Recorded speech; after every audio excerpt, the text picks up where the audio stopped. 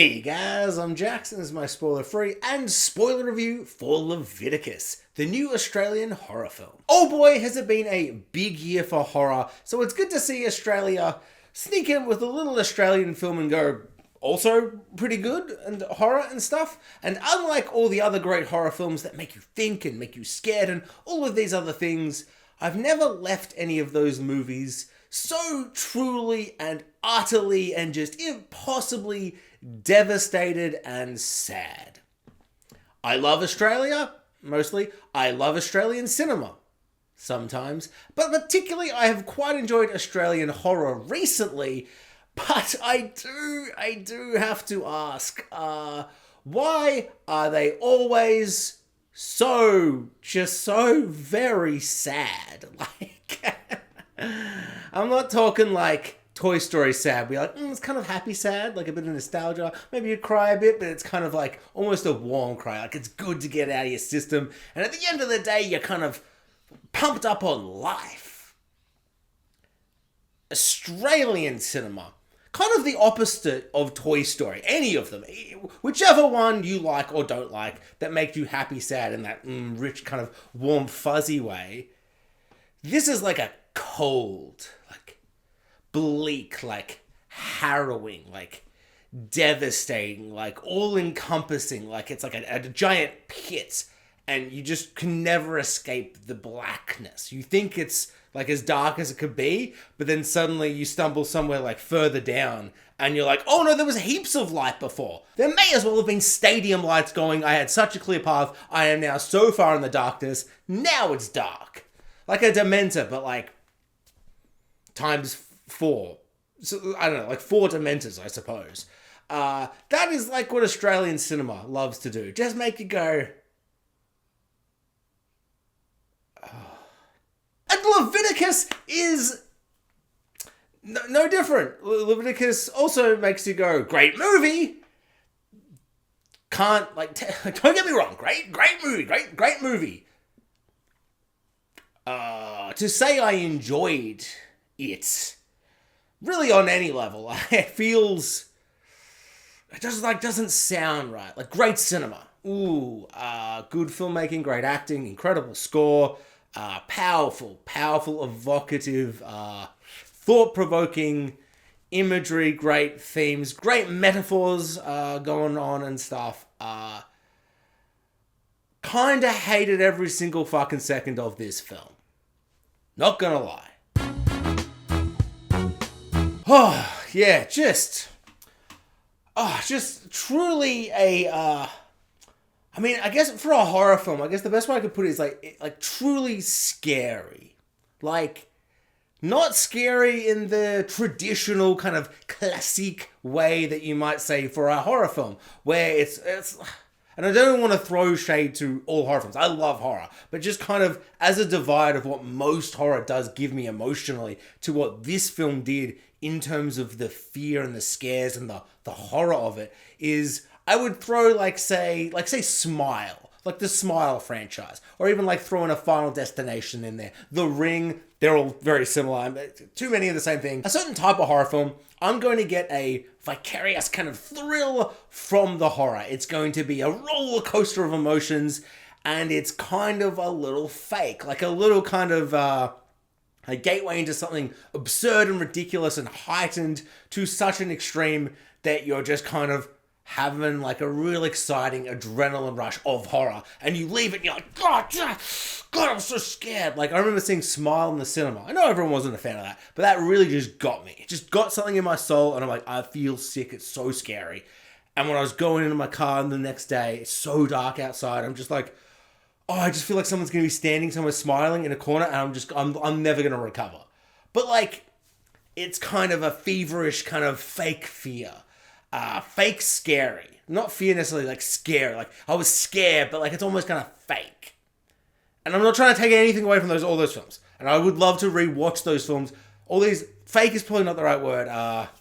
Manufactured, heightened, I don't even know, but like there's that type of horror, which I think is the horror I like to kind of gravitate towards more often.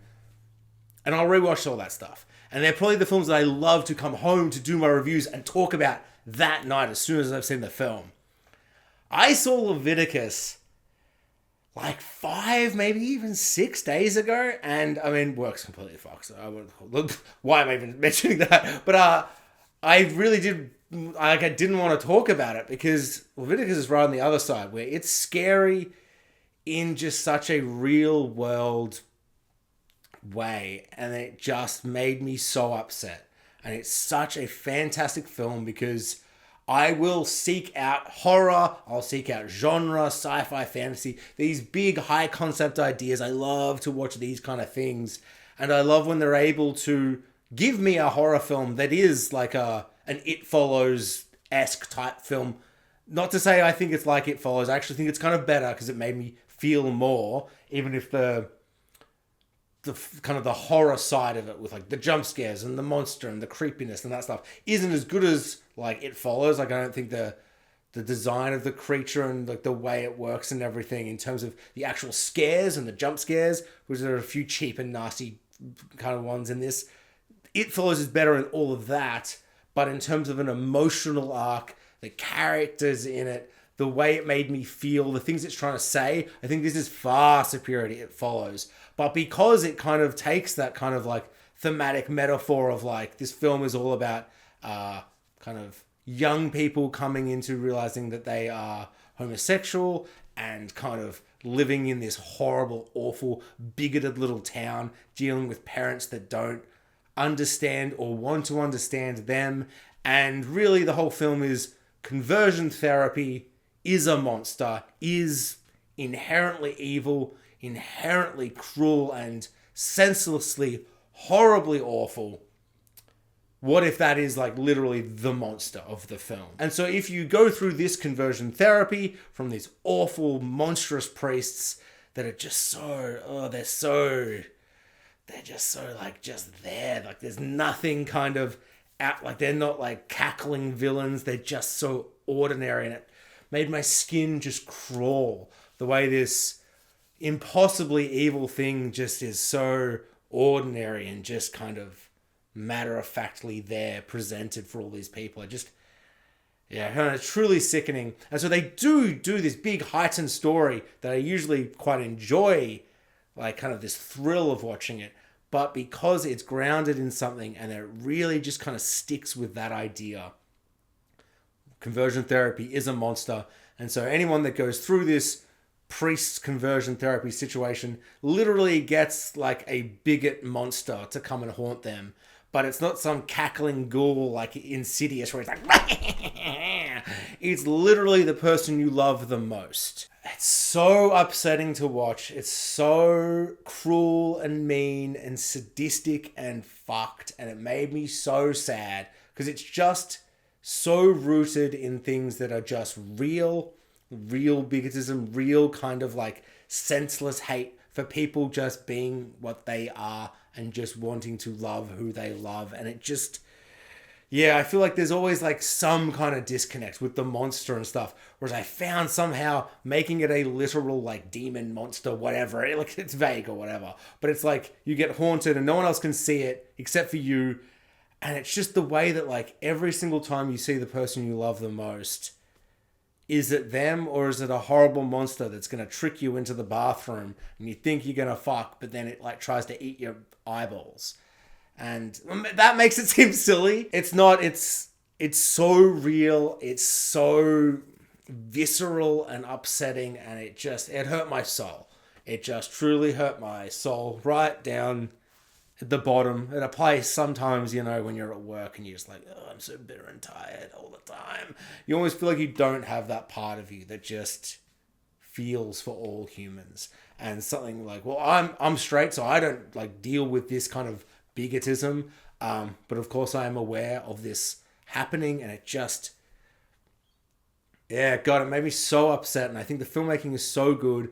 The lead actors are so charismatic together. They have such a good vibe, the chemistry, but then that awful feeling. Like, I think the film is at its best, not in the horror moments. As I said, like It Follows does the kind of classical horror better. This does the human stuff a lot better. they're not even the same film. It's just kind of vague similarities that kind of, hard to avoid, I suppose. There's moments where the person has seen their demon thing and there's spooks and scares and all that stuff. It's pretty good. It's like not bad. It's good. It's not just not fantastic. It's a little derivative at times of just other stuff like that. But it's the moments after where they've been attacked and they're all mutilated and they're all like scared and they're looking around and then they will see the actual person that they're in love with, not the demon entity. And just the look in their eyes as they see their loved one and they can't trust if that's them or maybe that's the monster like tricking them again. And that's the stuff that just made me so upset because it's just like the monster is this horrible combination of how all of these people who don't want you to love who you love, just the way they want to twist you and make you fearful of accepting who you are and like kind of embracing that part and kind of trying to push it down. I just think the way it kind of melds all these things together to really just be so powerfully emotional about what it's trying to say. It wears what it's trying to say on its sleeve. It is not subtle. It's maybe the least subtle film ever made. And often that can feel a little kind of preachy, a little grating. But this didn't, I suppose it is preachy in ways, but it is so emotional. It feels so personal. It just feels like this amazing battle cry of just this thing that I hate to think anyone watching disagrees, but it's like, of course, conversion therapy is absurd and backwards and outdated beyond what I could just... It's one of those things where I almost just don't feel like I think about it. Because, like, at least in my own personal, like, friendship group, anyone who is gay is, like, pretty open and, like, it's probably not as open as all the straight people, I suppose. And there's always still things going on. But to see something that feels so... trapped in this horrible little town. There's one mum in particular, just the worst mum I've ever seen on screen. It made me livid, like viscerally, just like I was like she's such a vile woman. Just, oh my lord, wanted her to die. I won't say who it is, but pretty early on you'll be like, yeah, that chick's a... See you next Tuesday. So, in conclusion, I would say, yeah, go check out Leviticus if you love good films and feeling sad. Spoilers for the end. Not going to spoil the end. Well, I suppose I am. But, yeah, just how I felt about the end. I love that it was bittersweet. There's a beautiful kind of finality to it in that horrible kind of, well, it's ongoing forever. But it's a kind of a decision where they've like locked in to make this decision. And that is that, well, if they're both going to be haunted by a demon that looks like each other, they want to be together to fight that. And if they stay together, the demon won't be able to get them if they're together. And so they're always going to, when they're alone, potentially see the demon looking like their lover. But if they stay together, maybe they can fight through it. So there's this horrible thing of like, the prejudices they're going to face forever are always going to be there in the corner lurking like a monster. It's always going to be there. Just the horrible, horrible state of the world and this movie. But if they stay together, maybe they can overcome it and win out. And it's kind of beautiful. It's kind of devastating. It's kind of like, fuck. I mean, that feels so real. It feels so palatable. It feels so visceral. I love it so much, but I also kind of somewhere like underneath it all get like so upset and annoyed that it's like that almost feels like the best case scenario. And that's kind of the horrible nature of what this film's discussing. It's like you live in these certain parts of the world and you can't fully break free. You're never ever going to have the peace of mind that some others do. And yeah, it's pretty upsetting, but there is a beauty in them finding each other through all of this and being put through all of this that happens in the film that I haven't discussed at all. A lot of things happen in the film and it's fantastic and amazing and it's a film. Stuff happens. It's great. But at the end, like they come through and it's powerful and it's emotional and they could decide to kind of, like the demons literally looks like each other. So they've seen each other do some pretty awful things to them. So they could just kind of go, oh, fuck this. I'm out. But they still want to be together outside of all of this. And It's kind of amazing. It's kind of beautiful. The film did make me really sad at the end, but I think I was just so battered down by the horrors of it all. Particularly that mum. There's a moment later on, I guess I'm in spoilers. Yeah, when the mum is like, no, yeah, like I knew that like there was going to be a bigot demon coming up and just like fucking with your shit. Like, yeah, I knew that was going to happen. They said it'd be fine. I'm like, the priest said it would be fine. You trusting the priest? Like, okay, mum. And the way the mum's like, hey, a lot of hate crimes going on here. So I decided to call up the local priest who has a hate crime demon just on call. And that's going to fix all the hate crimes that might happen to you with this hate crime demon. Bitch, what? What the fuck? God damn, I hated his mom so much. Just she didn't like get hers at the end either.